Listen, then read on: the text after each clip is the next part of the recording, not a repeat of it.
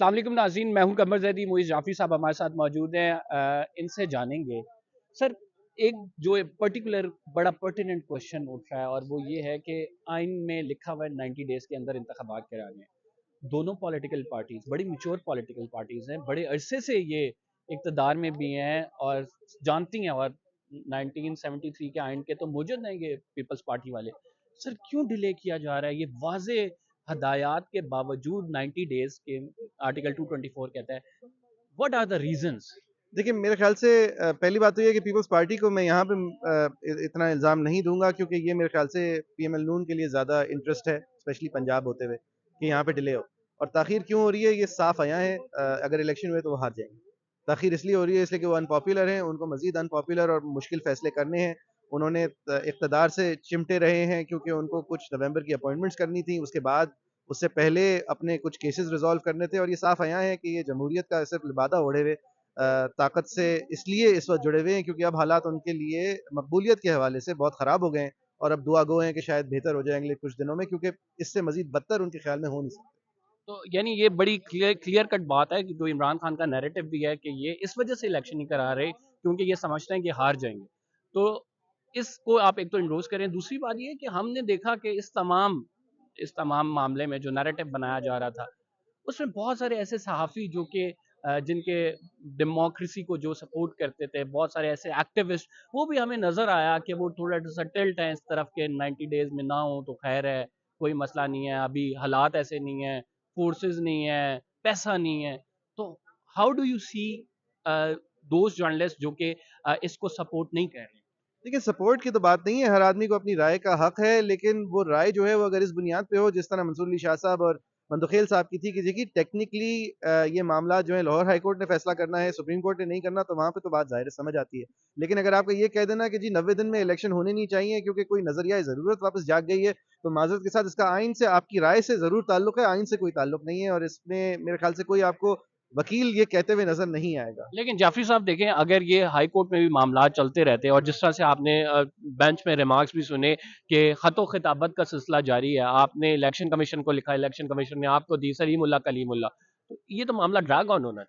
دیکھیے جی میں سمجھتا ہوں یہ سو موٹو جائز بھی تھا، فرض بھی تھا، اور میرے خیال سے اچھا ہوا لیا. اور یہاں پہ ٹیکنیکلٹیز کو ایک طرف کرتے ہوئے فیصلہ میری یہ رائے تھی کہ یونانیمسلی آنا چاہیے تھا. آئین کو ایک میجر شک کو پامال کیا جا رہا تھا، 14 کروڑ لوگوں کی حق رائے دہی کو پامال کیا جا رہا تھا. اس کو زیادہ ضروری ہے دیکھنا.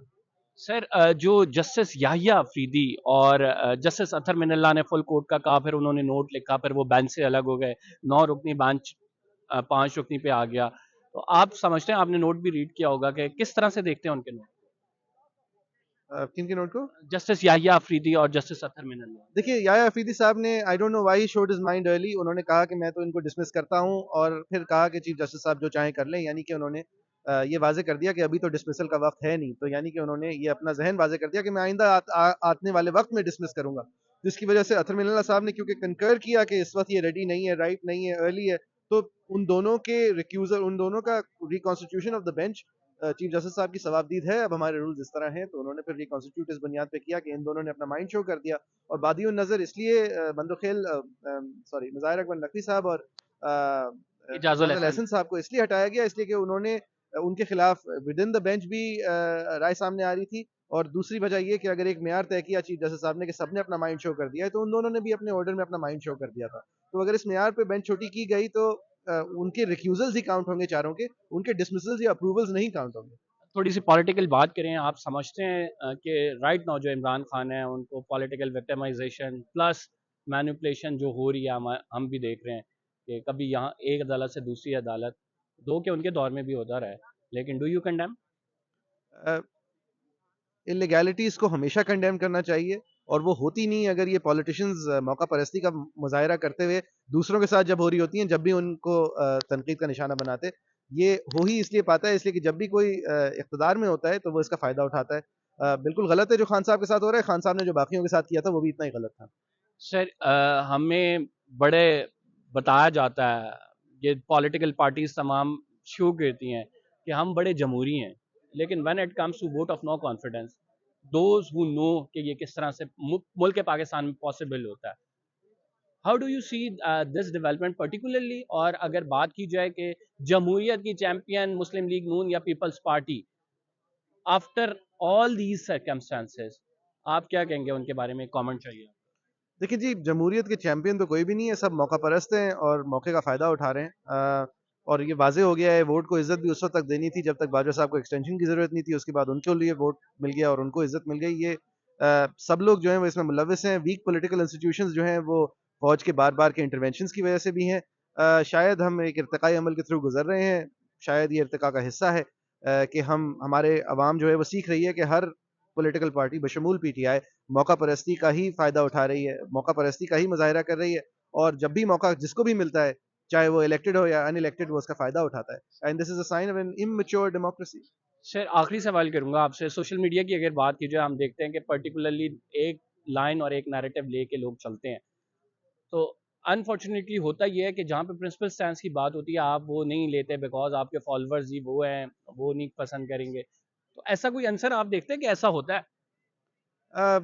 میرے خیال سے اگر آپ ایکو چیمبرز کے اندر بات کر رہے ہیں تو پھر بہتر ہے کہ بات ہی نہ کریں. میرے خیال سے کانورزیشن جو ہے وہ اکراس دی آئل ہونا بہت ضروری ہے، ورنہ وہ کانورزیشن نہیں رہتی، وہ پھر بس ایک ایک دوسرے کی تعریف کرنے کا طریقہ بن جاتا ہے. کانورزیشن کا مطلب ہی یہ ہے کہ آپ اکراس دی آئل کسی کو انکلوڈ کریں، ورنہ پھر ٹھیک ہے آپ کریں جو آپ کر رہے ہیں، لیکن آپ actual fabric of the debate کو افیکٹ نہیں کر رہے.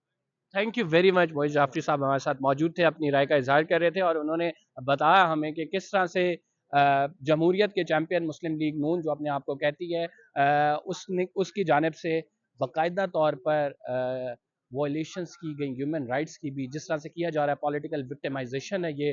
اور انہوں نے ساتھ یہ بھی بتایا کہ یہ کتنا ڈینجرس ہے، اور یہ تمام مفاد پرست جماعتیں ہیں، جب مفاد نظر آتا ہے تو ووٹ کو عزت دو کا نعرہ تبدیل ہو جاتا ہے، اور وہ تبدیل ہو کے بوٹ بھی پالش ہونے شروع ہو جاتے ہیں. تو انفارچونیٹلی پاکستان کی سیاست اسی طرح سے ہے، اور اسی طرح ہوتی آئی ہے، پہلے بھی تھی، لیکن اب چونکہ اس میں پولرائزیشن زیادہ ہو گئی ہے تو ہم یہ دیکھ رہے ہیں کہ ہمارے معاشرے میں بگاڑ بھی زیادہ بڑھ گئی ہے. قمر زیدی کو اجازت دیجیے فی الحال کے لیے اتنا ہی. اللہ حافظ.